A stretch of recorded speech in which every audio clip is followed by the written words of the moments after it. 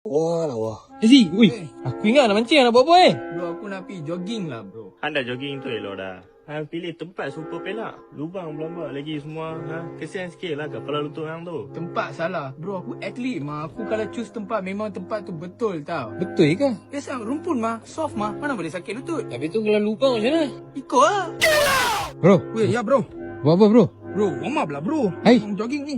Ini menari poco-poco bro. Bro, ini kaki untuk jadi strong bro, untuk jogging. Ini bukan hardstyle Republic punya style lah. Tak ada bro, apa Republic bro, saya tak tahu lah itu semua. Saya tahu tu, sehidup saya ni tu, saya tahu jogging saja bro. Bro, you tahu ke saya punya mentor siapa? Usain Bolt lah bro. Kimball? Ya bro, itu orang dari Afrika yang lari laju fastest in the world. Fastest in the world. Itu bukan Usain Bolt pada Jamaica ke? Itulah dia lah. Hai? Buat pala tahu pula. Hai? Walau tahu jubok hang. Takkan penat lah. Atlet pala jubok hang. Ini bukan senang-senang mau jogging saja. Tak boleh lah bro, ini susah bro. Hang ni biar betul atlet dengan kasut pun hang tak ikat habis. Hang perangai senonoh mana yang hang bawa ni? Bro, itu aku ikut style Pedri bro.